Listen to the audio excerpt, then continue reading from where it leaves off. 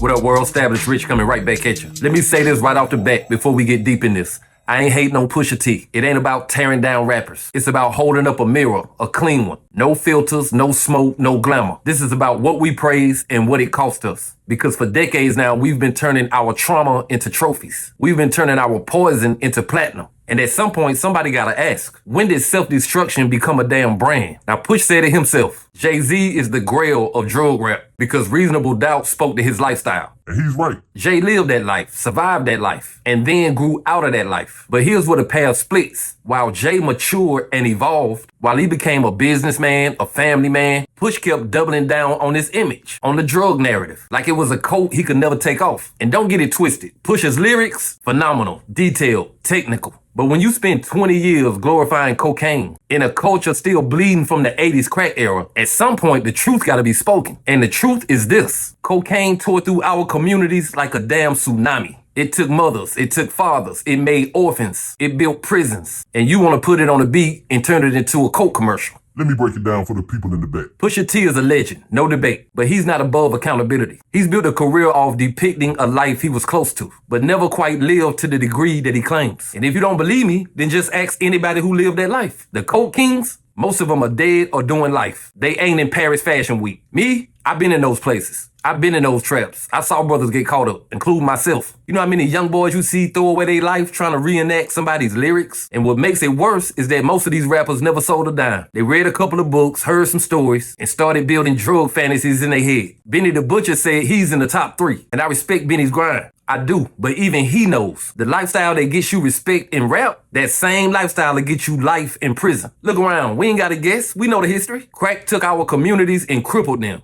It turned cities into war zones. It turned mothers into zombies. It turned dignity into desperation. And in 2025, we still out here applauding lyrics about moving bricks like it's a sport. Let me tell you a story. Back in the day, I got caught up in a trap that wasn't even mine. Drugs found in a bag that contained some documents of mine. I wasn't the dealer, but I was in the place and I was affiliated. The prosecution wanted me to flip. They offered me a deal. They literally told me, you playing for the wrong team. I stood before the judge and I was able to get a first offender's probation deal. But she told me I was looking at 40 years if I did not complete this probation period. And you would think that would have been my wake-up call. But nope. I kept hanging around the same people. Still dipping my toe in that world. Still trying to chase my music, but getting pulled off course. And one night, I fell asleep instead of going to the spot. And 20 minutes later, that spot got busted. God saved me that night, no question. But even then, my mentality was not ready to change. Because when you so deep in the forest, you cannot see the trees. And that's what this show is about today. Not tearing down Pusha, not bashing rappers, but just asking, when do we grow? When do we stop making anthems out of addiction? I'm gonna say something that might offend some of y'all, but it needs to be said. You can't keep selling poison and expect to reap blessings. You can't turn community destruction into art and not expect the karma to come knocking. And I'm not talking about curses. I'm talking about consequences. Jay-Z grew.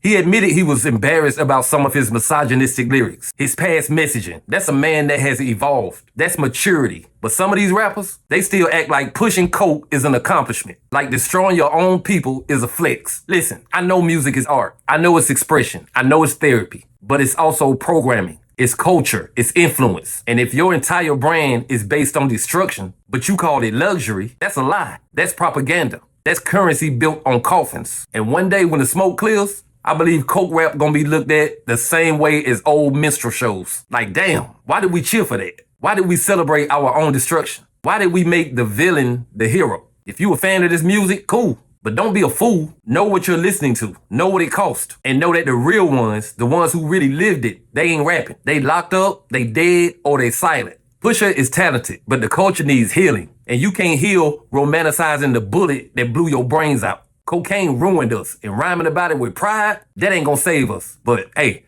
that's just my opinion. What's yours? Like, comment, subscribe, Established Rich. I'll be back with another one. Peace.